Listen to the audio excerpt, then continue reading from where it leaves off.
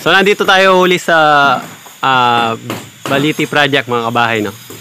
At eto nga pinagpapatuloy natin paggawa dito. Sinisinsil pa rin nila yung ano doon, yung mga biga. Konti na lang, no? Yan na lang side na yan. At saka yung sa bandang likuran, tapos matatapos na. After nun baka bukas makapagporma na kami ng slab dyan. Then dito sa bintana dito, kinakanton na muna, no? Para kasi kung titingnan yung panahon, ayan, makulimlim, paulan-ulan. Pero meron pa namang ginagawa sa loob, nasintahan na rin yon, yung dun sa may part ng hagdanan, no? Pero yung taas niyan, yung taas ng hagdanan na to, dun sa part na yon is salamin. Para may liwanag pagka umakit ka sa may hagdan, no? Tapos dito man sa loob, nabawasan na nila yung tambak dito kasi masyado mataas yun eh. Ay napatag na. Kasi yan, nagiba na yung opening dito. Magiging tong sliding door na glass o ano, salamin. Nabasag na rin yung opening nito ng pinto. Ito yung access papasok ng ano, no, ng kitchen. Tapos ito, gigibain ito. Mamumove dito yan. Para maging powder room dito. At magiging ano bang tawag nito? Shower area dito sa part na to. Ito nga yung part ng hagdan. Naasintahan na yon. Bali U-type. Paakyat dito, landing, and then paakyat doon sa second floor. Tapos ito nga dito sa part ng, ito yung magiging kitchen, itong ilalim na to. And then yung bandang harapan sa taas, magiging parang veranda o maliit na terrace. Tapos yung bandang likuran is magiging bedroom. Ayan, ginagrind na rin itong corner, yung pinakita natin nung nakaraan na walang poste. Lalagyan ng poste yan, tatayuan. At pag nabuhusan, bibigahan dito sa taas. At itutuloy din, i-slab din dito. Kasi yung katapat nito is CR din sa taas. Pero yung septic tank nila is nandito rin sa loob mismo ng CR, no? Nakadirekta yung septic tank ay ng toilet na yan. Maliit lang, siguro parang mga size lang nito is 1 meter by 1.5 meters. So, ang plano is pinapagawaan tayo ng isang bagong septic tank sa tabi at magkukonect na lang tayo dyan. Parang overflow is pupunta na lang dito sa bagong gagawin natin septic tank. Mas maganda sana yung mga septic tank nakalabas, no? Para kung sakaling mapuno, ang tawag na yung pwede siyang mapasipsip sa ano, malabanan, yon. Sa mga nagsisiponing. Oh, wala akong buring shoutout. Shoutout ko ba? Ayaw nila mag-shoutout, ako na lang. Oh. So yun, no, shoutout nga pala sa Dodge family from New York.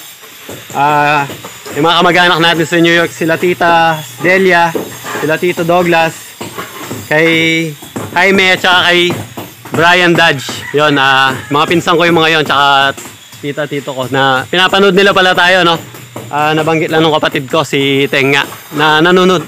Nabigla ako nanonood pala sa akin yung mga pinsan ko, ano, ang tawag nun, stateside. So yun, shoutout sa inyo, at kila Tita Delia sa family niya at kila Tito Douglas. So mag-ingat po kayo palati dyan, tita, at keep safe. At kamusta po regards na lang po sa family dyan. May pinapa-shoutout nga pala si si parang Roel, no? Shoutout daw kay Maylin Era Maliete. I love you daw. Seryoso, pinapasabi niya yun. Shoutout din sa kabahay natin na si Mausyar ng Mindanao. So yun, kamusta sa mga taga Mindanao?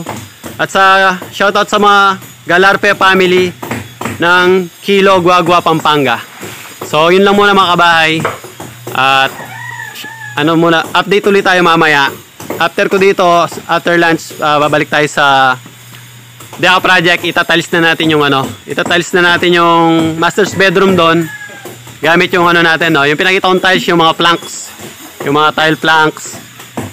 Siguro mag-overtime na lang tayo para medyo kasi bali kalating araw lang tayo makapagtrabaho doon. Update ko kayo mamaya pag balik natin sa Deca Clark, mga kabahay.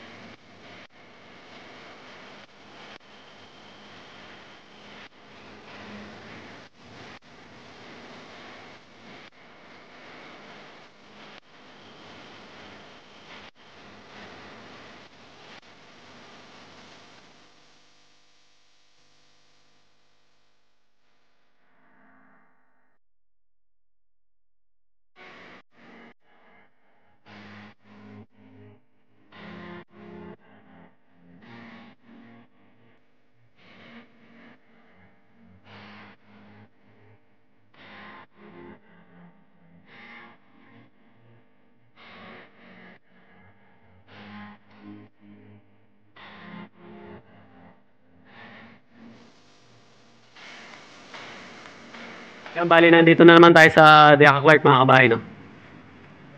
At maambon na. Ayun, no? Ang itim. Mukhang malakas yung ulan na to. Nag-iipon ng, ano, ng lakas. Ayan, no? Uulan na naman. Tapos dito sa loob, patapos na yung, ano, no? Patapos na yung ating tropa, no? Si Michael, no? At yung bagong recruit na, ano? Team Kabahay. Ayan na. Bali, ayan na yung ano niya. Oo. Ayan, no? Ganda na. Konti na lang. Dito, mga dalawang patong, hindi. Mga isa na lang to. Isa na lang. Siguro isa tsaka kalahati, ganun. Basta, isa lang umabot. Kaya na ng isa. So, 1 and ano pa siguro, 1 and 1 half pa. Ayan yan, para matapos. Almost done na yun. And then, ano na lang, tag nito, grout. Iga-grout na lang. Maambon na, oh. Oh, malakas yung ulan na yan. Mga kabahay. So, ang gagawin naman natin ngayon, ito nga pala yung ginagawa ni Teng. Sobrang, tingnan nyo gano'ng kapal ito. Ano, buhos talaga. Punong-puno ng graba. Napalaban si Teng dito, no? Pinasinsil ko to kasi iibay natin yung linya ng ating shower mapupunta rito. Ito, wala na to. Bali, wala na to. Bali, ito pupunta na rito. Isa. Meron tayong ano. Bali, meron tayong single point na shower heater. Gagawa lang tayo ng two-way faucet dito. And then, yung dudugtungan natin to palabas doon. Siya magiging supply niya ng ano natin, ng tubig natin doon sa laundry area. Tapos yung drain, itong drain na to, mababago na rin yan. Itong drain na to, bali mababago na rin yan. Mapupunta na banda doon. Then itong toilet, yung plumbing niya, mauusog na rin dito. So, marami-rami pambakbakan yan, no? Silinitin. Kabayo, konti na lang mga kabayo. Dito naman, kaya naglilinis. Pinapalinis na natin to. Dahil magta-tiles na tayo rito, mga kabahay. Time check is 1 PM. Alauna na, no? Tapos na kami nag-lunch. Kulimlim talaga, oh. Lakas talaga tong ulan na to. So, yung tiles na gagamitin natin dito, yung 20 cm, no? 23 cm yata ito. Ito nga yun. By 120. Yan, mamaya papakita ko sa inyo yan. Tatanggalin natin. Ito nga pala yung ano niya, no, yung hood rings o yung exhaust niya. Tinanggal muna. Tinanggal muna, dati yan nandun. May kulay na rin pala yung ating ano, no. Yung mga perspective natin. Yan, may ink na sila, Ma'am May. Kaya na ano na nila. Na-print na nila ng may kulay. Ito yung kennel area. Yan. So, bali ganyan yung magiging dating niya. Yung sa may part ng ano, kids na mga aso. Dito yan. Ito. Itong bintana na to. Yun. Dito yan, no? Ito naman yung laundry. Ito yung laundry. Yung may, ano, ang tawag nito. Yung may acrylic na roof sa likod. Yun. Pinto na yung ginagawa natin doon. Bali magiging ganyan ang itsura niya. Then, ito yung office. Ito yun. Yan yung office. Stucco finish. Bali wala na itong brick, ano natin. Manhattan bricks.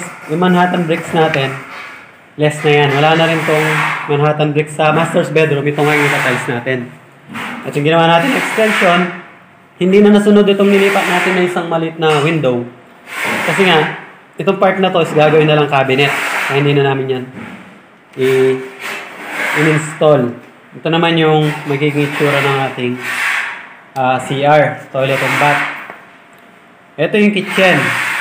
Ayun, makikita nyo, maliwanag ba? Dito makikita natin subway tiles. Dito tayo sa may tapat ng ilaw. Ayan, o. O, ayan na siya. O, di ba? Ito. Ayan. O. Ito. Ayan. Di ba? Pero, yung finish ng mga cabinet, susundin pa rin natin yan. Pero itong open shelves dito, hindi na ito masusunod. As is na lang yung existing na may pinto. Itong gagawin na lang namin dito sa oven is ihahang namin dito, and then meron tayong isang hanging shelves doon. Then itong area na to, ito yung bar, cafe. Dito yan mismo kung nasan yung table na yan dito. Yan. Tapos yung ceiling na yon, yung ceiling na merong cladding, dito yan. Then itong wall divider na may parang pwedeng TV, console sa part na to. Gagawin natin yan. Tapos, ano yung susunod? Yun, yung ano na. Yung front elevation. Ayan siya. Front perspective. So, i-achieve natin tong ganitong finish mga kabahay. So, yun mga kabahay. Mag-ano muna tayo, mag-layout muna tayo ng ating tiles dito. Balikan ko kayo mamaya. Yan, bali na i-prepare na nila puro tsaka nito yung ating dry pack, no? So, ganito ito yung magandang mixture ng dry pack. Yan, tingnan nyo mabuti mga kabahay. Kasi hindi siya naghihiwalay pagka sinakmal na. Nabubuo siya. Ganyan lang yung saktong timpla. Dapat moist lang siya. Hindi siya sobrang dry. Pero hindi naman siya yung talagang masyadong basa. So, magle-layout na tayo. Madali lang naman yung layout na gagawin natin dito. Meron na tayong reference. Bale, yung reference natin, kukunin lang natin yung level nitong existing tiles dahil dyan tayo dudugtong gamit yung ating laser level, and then ito yung gagamitin natin na tiles, no, 120. Kukunin lang natin 1/3 nito, bali di-divide natin sila sa 3, and then yung 1/3 nya doon tayo magsisimulang dumugtong 1/3, and then 1/3 para siyang hahagdan. Mamaya explain ko sa inyo kung paano ano ibig sabihin doon sa 1/3, no, na layout natin. Pero pwede rin siyang staggered kamukha ng ginagawa ni Michael doon. Ibig sabihin, kukunin mo yung gitna nito. Yung gitna nito parang hollow block style. Doon yung isa, dito yung isa. Pero yung gagawin natin ngayon, mas maganda yun. Para sa akin, kukunin natin yung 1/3 ng buong size ng 120. Doon tayo dudugtong. So, lalaseran muna natin yung level nito. At kukunin natin naman yung linya na to. Gagamit din tayo ngayon ng tile leveler kit, no? Ito yung in-order natin from Shopee, tile leveler kit. Yan. Madalas nyo ito makita sa Shopee, madalas nyo ito makita sa mga TikTok, yung mga Chinese na kadalasan nagbablog, gumagamit sila nito. Ito yung sigurado alam nyo na rin kung anong purpose nito, para pumantay yung mga dugtungan. Pero kaya tayo order nito, kasi mga ganitong klaseng tile planks na mahaba, may tendency talaga yan, umbok sila sa gitna. No, naka-concave sila or convex sila. Kaya pagka nakita tayo na nakaumbok sa gitna, gagamitan natin ng tile leveler para pumantay yung gitna nila, no. So yun, kuha muna tayo ng level gamit yung ating laser level. Ayos.